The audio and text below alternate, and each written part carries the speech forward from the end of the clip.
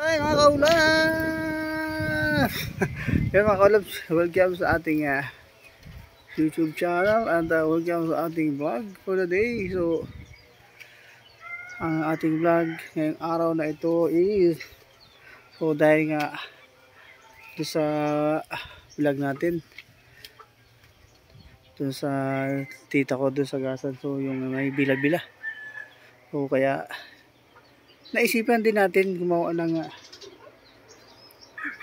bila-bila ng house ng mga bila-bila. So dahil wala pa tayong puhunan, so ito lang for temporary lang. So gumawa tayo ng kawayan lang muna yung gagawin nating cage, yung paliparan ng ating bila-bila. So ayan, ito-try natin. Wala namang masama po kung ito-try natin din. So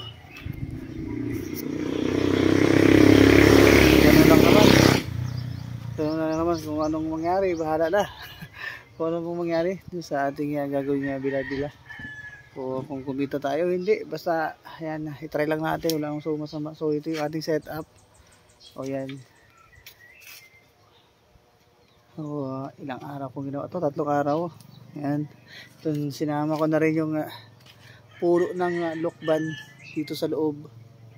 Para at the same time, dito na rin mangitlog yung bila-bila. So isa na rin pagkain nila to pagkain nila to pag nag-yupa na. So wala tayong knowledge yan. Wala tayong knowledge regarding sa pag-aalaga ng bila-bila o mga pupa.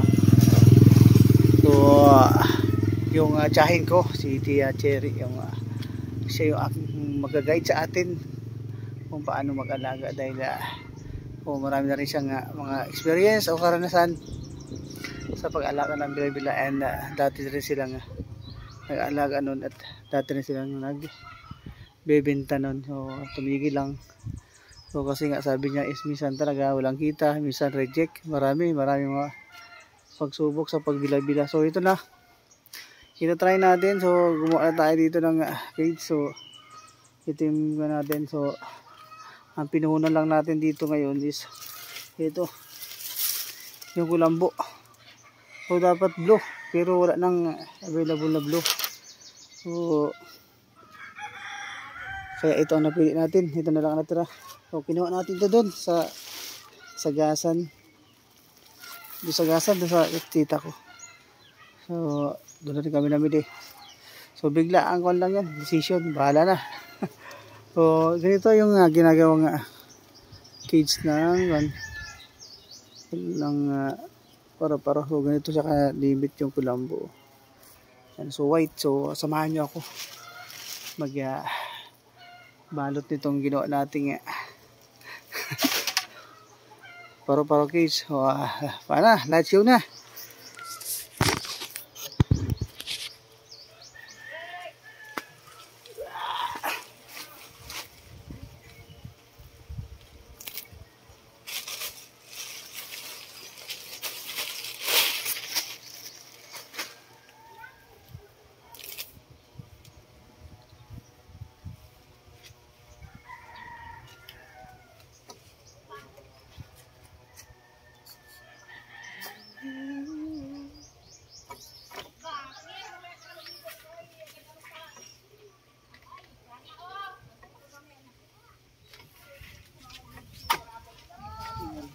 Ito nga pala isang rolyo.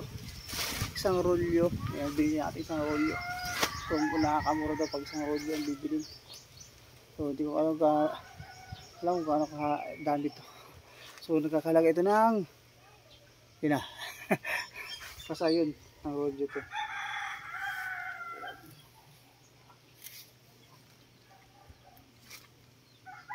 So paano ba? Pagulungin natin dito.